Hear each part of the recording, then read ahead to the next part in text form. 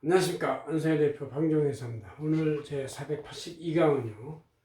기획 이코노미와 기존 종속 고용, 정규 고용 경제의 비교에 대한 회계와 세무 처리 중심의 말씀을 한번 해보겠습니다.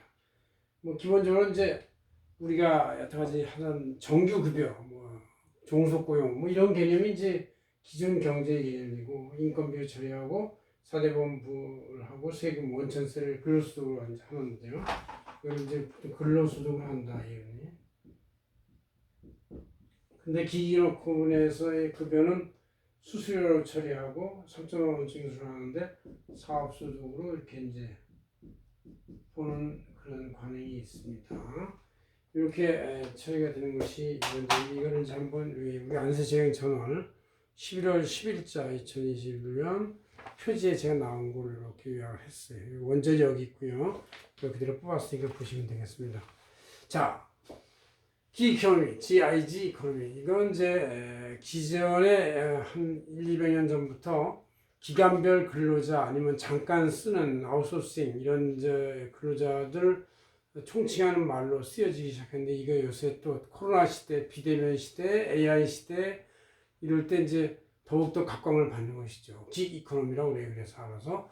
근데 기존의 노동 경제 개념은 이제 정규 고용이다. 그런 얘기죠. 그래서 기존의 기업 고용의 근무가 기존은 이제 정규직 근로 계약인데 기계농업계면에서 이제 계약적 비정규직 사업 계약이다. 이렇게 이제 보면 되겠고.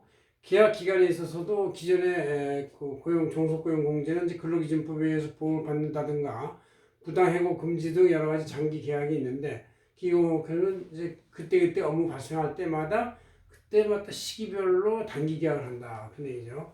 보상의 지급 방법은 이제 기존의 경제는 이제 급여, 상여, 근로소득, 사대보험 같이 이렇게 그 뭔가 완전 무장이 된 급여 시스템인데 이코노미에서는 이제 자유직업소득을 3,500원 이상을 끝내고 본인이 그걸 여러 군데 그걸 모아가지고 종합소득 신고를 하는데 실제 프리랜서라는 개념에서 훨씬 더 좋아지는 경우 종속 아나운서에서 프리랜서 아나운서 바뀌면 그것은 굉장히 격상된 또 야구 선수도 그냥 종속 고용 상태에서 프리한 계약을 가질 수 있으면 더 좋은 그런 개념을 보는 경우도 있어요. 특히 전문 분야에서는 종속성 여부에 대해서 기존 노동경제는 한 직장에 전속 단일 근무 고용이 돼 있지만 이코노미는 이제 여러 직장에 독립 계약이 돼 있고 다양한 업무를 수행할 수가 있다 그런 얘기죠. 보상 금액에서 이제 기존 노동 경제는 근로자의 인적 요역에 대해서 이제 급여를 주는 것이고, 기기력은 이제 인적 요역보다는 이제 지식, 시설 사용료 같은 걸 주기도 하는 것이다. 고용 효과는 이제 기존 노동 경제는 이제 고용 경제는 풀타임에 의한 경직성이 있다. 그러나 기기력의 개념은 이제 탄력적이고 부분 업무 또 은퇴자를 활용할 수가 있는 여러 가지 탄력성이 있다.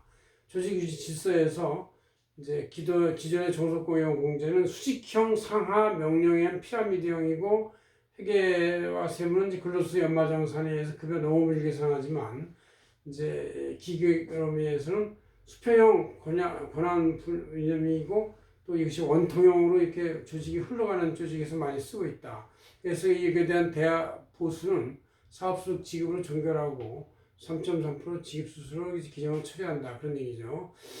이 TPO 장소 방법 시간에 있어서는 이제 기존 종속 고용은 지정 시간에 오프라인 시설에서 모여가지고 기존의 제조 유통 등 장치산을 많이 쓰고 있는데 이런 기이코노미 시절의 그 사람들은 자유 시간에 온라인에서 활용을 해서 온라인에서 만나지도 않고 온라인에서 서로 SNS로 만난다든가 줌으로 만난다든가 해서 첨단 소프트웨어나 기술 데이터 기업, 데이터 회사에서 어떤 데이터를 어느 정도까지 처리해라. 너는 이것만 담당이다. 이런 식으로 이제 그 데이터 분할에 대한 어떤 이 약정을 맺어가지고 그렇게 해서 업무 처리를 하는 것이다. 그럼 그 데이터를 처리한 그 사람은 또 다른 회사 데이터를 처리해서 돈을 더 벌 수도 있는 그런 개념이 된다. TPO가 분산되어 있다. 그러나 기존 고용공제는 TPO가 집중되어 있다. 이렇게 볼 수가 있습니다.